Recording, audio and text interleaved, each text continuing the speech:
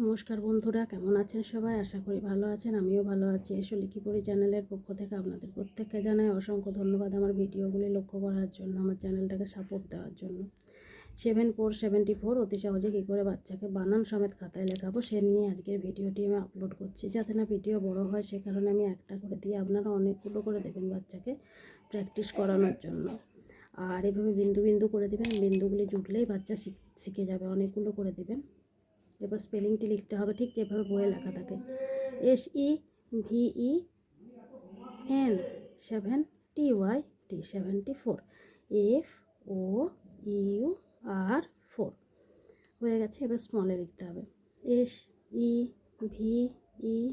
SEVEN 70 যেভাবে গোটা গোটা করে লিখে দেওয়া যায় সেভাবে লিখবেন।